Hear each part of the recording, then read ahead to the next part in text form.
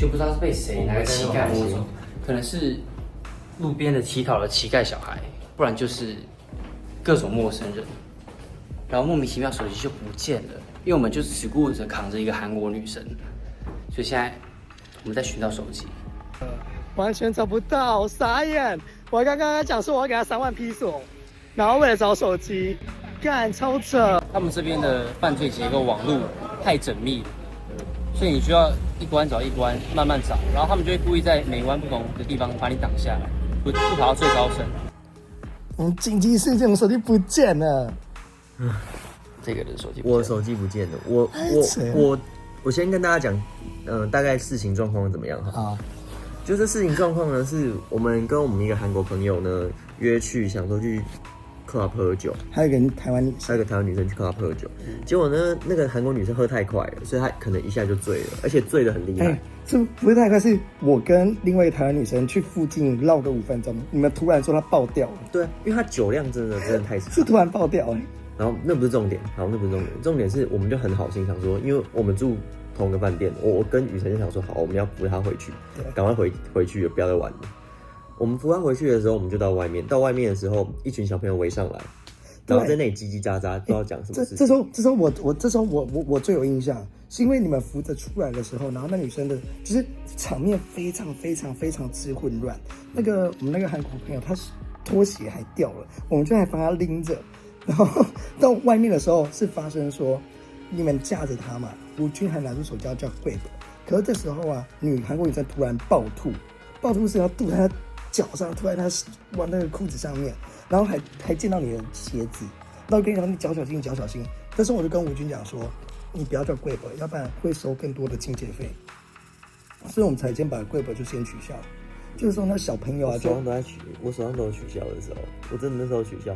对，因为他有用贵那就是小孩看到你把手机放到口袋，就已经锁定目标了。对，但我觉得那时候，可是那时候我应该用 Grab 就走了。可是那时候的小朋友让我的感觉是，他们很好心，因为问你说你花 How do you from， 然后你不给我，那不叫好心，那没有用。不是，他们给我的感觉，我说他们给我感觉是，就是一直想要跟你聊天，然后就还一直跟你讲说，你会给我一点钱，我想吃东西，付的，然后就我觉得会让我们感觉是，而且你如果有轿车的话，你可以跟他讲号码，他会直接就带你去找你的车子，所以我就说感觉是一个没无害的人，无害的一群小朋友，而且还混杂了1-2个大人。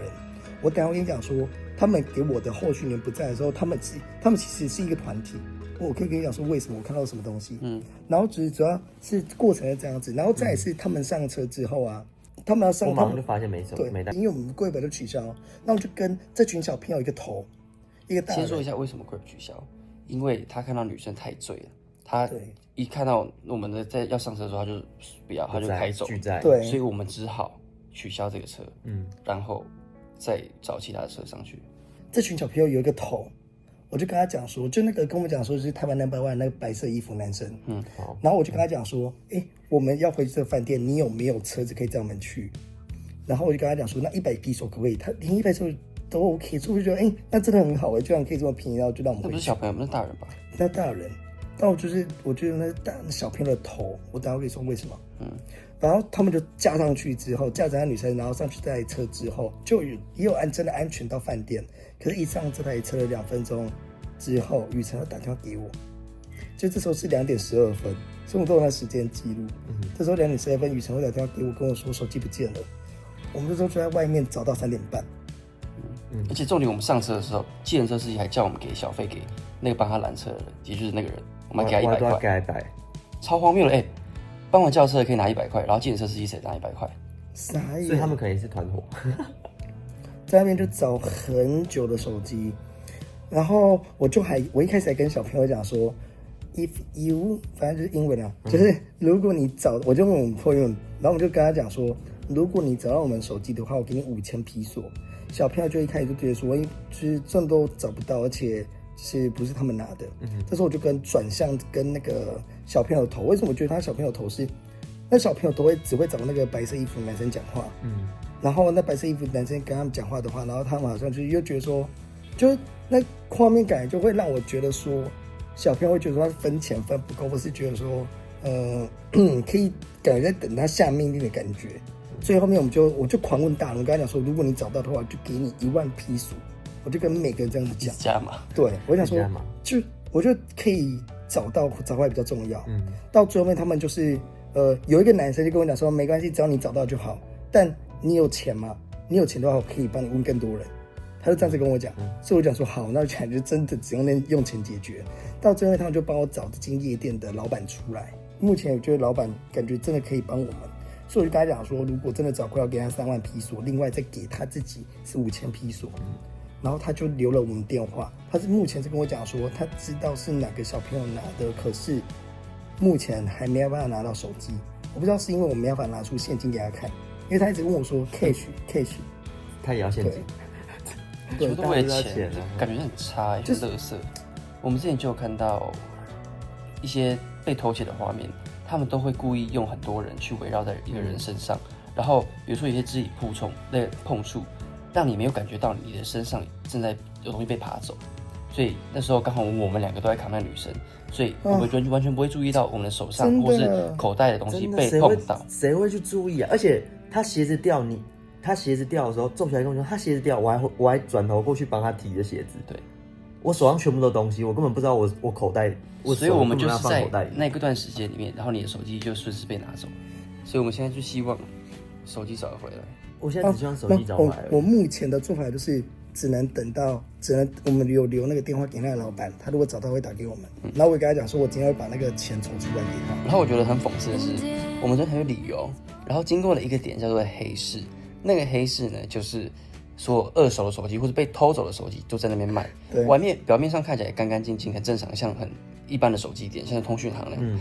可是那个导游跟我们讲说，楼上的都是机房在分解那些手机，无法被破解的手机就把它拆开变零件，然后可能再重组拿去卖。我的手机有可能已经在机房了。对，有可能今天没拿回来，现在晚上就是被拆解。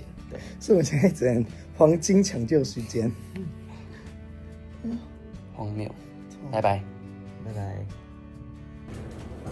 我们现在很着急，原本开心跟一个韩国朋友还有台湾人出来玩，我们去一个酒吧。结果呢，在路上要坐检测的时候，有人手机被摸走，就不知道是被谁哪个乞丐摸走，可能是路边的乞讨的乞丐小孩，不然就是各种陌生人。然后莫名其妙手机就不见了，因为我们就只顾着扛着一个韩国女生，所以现在我们在寻找手机。然后蔡耀雪还在原本的酒吧那边，看有没有机会找回来。我们现在手机不见了。完全找不到，傻眼！我还刚刚讲说我要给他3万披索，然后为了找手机，干超扯！我们现在很努力在找 iPhone 在哪里，很烦。然后现在蔡道学提出给他3万块钱的披索，看谁可以在那边找到吴军的 iPhone。我们整个快抓狂。然后 iPhone 目前被关机，然后后来现在看得到7分钟前的定位。到底想怎样？气疯欸！不要气，我都没气了。你最好是没气，你刚刚激动。我刚激动，我只是有点焦虑而已啊，现在应该还好。那你不在乎，那我不在乎了。耶，没有事，有人手机被偷了，没关系。我们就是为了那韩国女生，然后搞到变这么狼狈，然后现在他可能在房间里面呼呼大睡吧。他跑到别的地方是不是？我现在要去那个韩国女生的房间检查她是否安然无恙，没有被自己的兔噎死。同时呢，我们已经快要放弃找手机这件事情了。为了去喝酒，搞了这一出，到底何苦呢？哎呦，还有脉搏。好了，睡死了。这个女生安全就好了，那就这样吧。那我就要离开了。所以刚刚洗完澡了，很悠闲啊。而且很恰巧的是，我今天才跟他聊到说，我的档案、我的所有照片，全部都会上传到 iCloud 云端，所以手机不见了或是坏掉了的时候，就不会有问题，因为你换新手机的时候，全部都找得回来。然后他就很开心的说，他反而觉得上传云端比较容易不见，结果今天手机就不见了。不过我上传云端呢？你有吗？我有啊，那就还好啦。如果你是要买新手机，我觉得钱能解决的事就是小事，就像我们的 DJI 在这一段旅途中也坏掉了。为什么那么多命运多舛呢？在这趟旅程中花我们10的万记忆卡也有一些答案需要被修复，也不确定修不修复的回来。但是如果钱能解决这些问题的话，那都是小事。最怕的就是一些回忆啊，或是我们记录好的事情要上传的影片无法被救回，就很麻烦。对，所以你有上传远端那还好，应该是有吧？希望是。所以你可以换新手机咯 ，iPhone 16等你哦。我们不止手机不见，连我们的拍片的 DJI 也坏掉。大家可以赞助我们吗？我们来吹吹这趟真的很衰，我们的很重要的工具坏掉了，然后记忆卡还也出现问题，对，也被格式化掉。我们有一段去薄荷岛的旅游影片全部不见。在那之前好多片段都在里面，不确定回台湾有办法救回来。这超危险的，因为我们还有一些业配片段在里面。啊靠！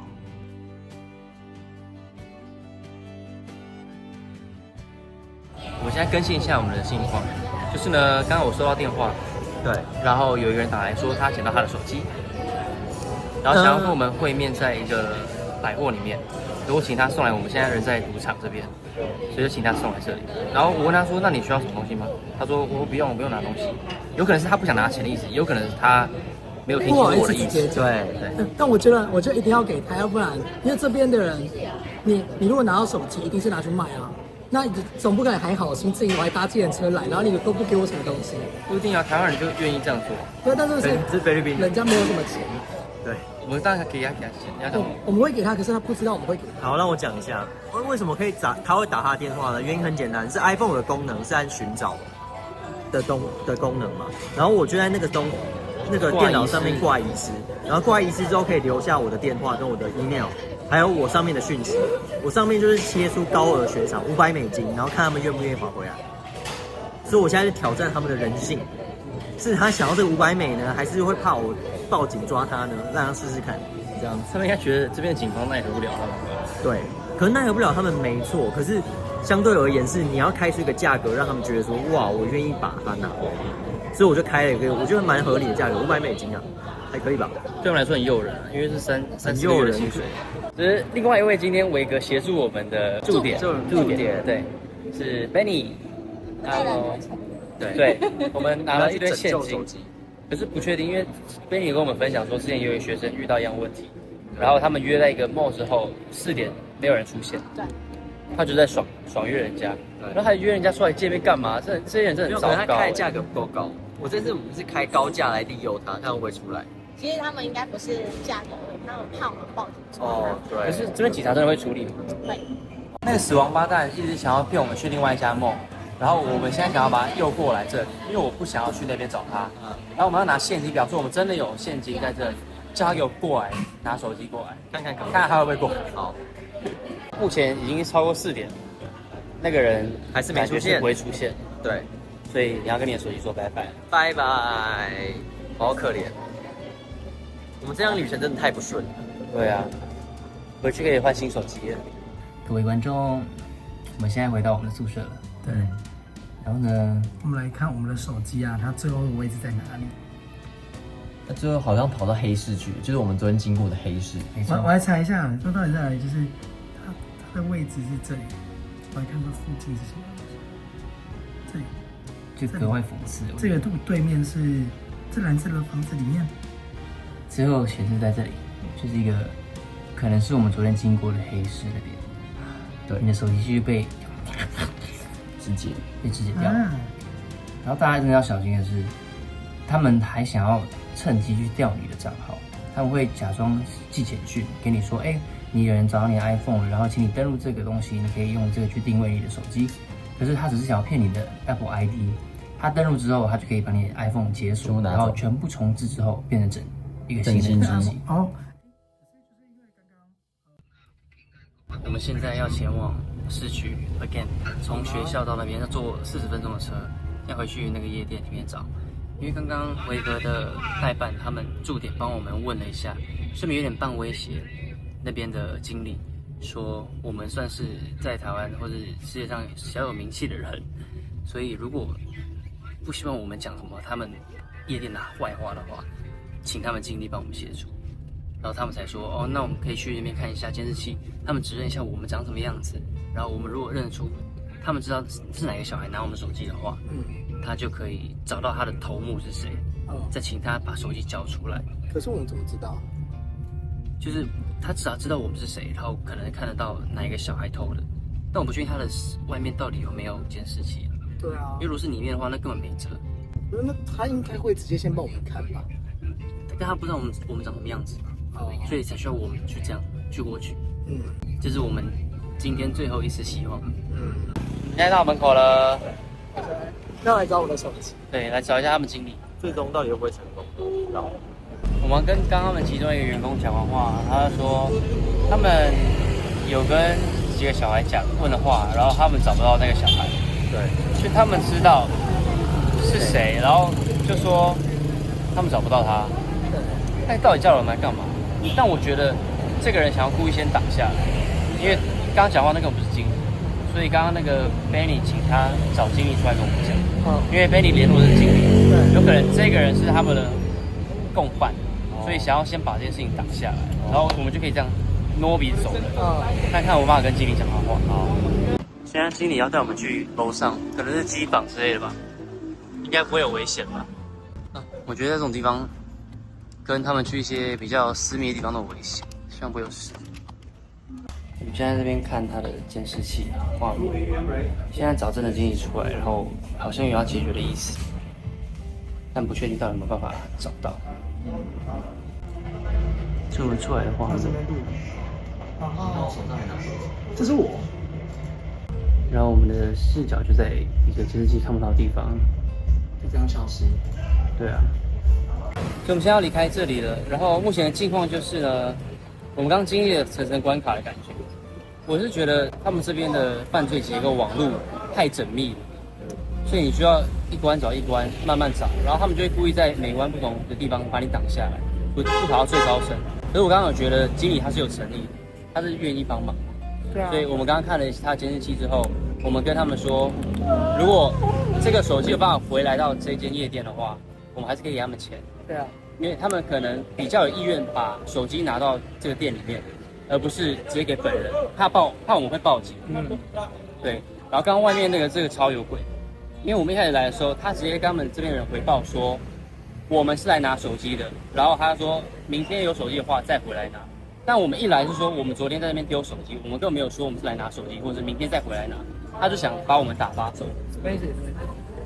刚刚那个员工 Eddie， 他就是想把我们打发走，他也跟他的上属说，我们是来拿手机的。他说明天再来拿。他跟他的主管说。哦。所以那为什么知道说明天会有手机？不会有啊，所以他一直在跟我们打时间，拖来拖去，然后一下叫我们来，一下叫我们说哦这边没有，真的找不到，他们帮我们找小孩。我不相信他真的有找。他还说他开了车到处那边找小孩，狗屁，小孩怎么会烧死？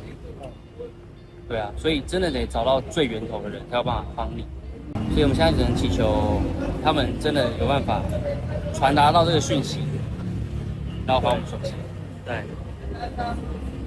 OK， 回家吧，回家吧，累了。我们到台湾了，安全抵达台湾，耶！好想家啊！这气候真舒服，我还是适合待在20度上下的地方。现在13度哎，13度也 OK， 上下7度 OK，27度也可以接受，30度就不行。真的蛮热的，菲律宾真的蛮热的。而且我们还算冬天去。对啊。然后最后一趟带了一个大痘痘回来，我气死。我头来长一颗。突然觉得回到台湾有种幸福感，但我刚刚在坐飞机的时候也有点不舍，因为我们在坐那个车的时候就有点沿路经过很多我们去过的一些地方。对，毕竟我们在这边创造了1个月的回忆。蛮多回忆。那最后你们有什么心得吗？我觉得不错啊，人生体验一次还蛮有趣的。体验了什么？就是去学英文啊，然后跟你住一起1个月啊，蛮好玩。然后我们也很经历了蛮多事情。对啊。尤其最大一件事情，就是手机被偷这件事。哦，就是我就一想到这件事，就觉得在台湾真的好安全。在台湾，你用手机占位置，也不会有人把你手机拿走，这是在很少国家有办法办到的事情。是手机的主人，你有什么想法吗？没什么想法，就认命啊，就等这样，就不要那么爱玩，认命。那由于你的手机不见了，嗯，是因为我们一起出去玩的原因嘛，所以我们决定一起用我们的3人基金帮你买一只新手机。我们决定用我们用我们的基金帮你一起买一只手机。不用啊，我自己出就好。不用啊，算了，我刚好帮你换新手机。对啊，我们帮你买一只。对啊，等下出外回台中之后去买一只手机，再跟我请款。谢谢你们哦。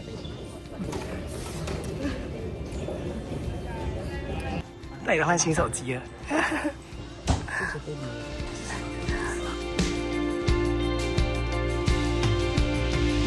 So tired of looking for the bright side. I'm done trying to love something I can't find. I let go. You're not who I used to know. 这边也要收身，出来我帮你收身一下。怕你夹带黄金。这是一个9份的夜景，漂亮。满满的灯笼，不会满满的人。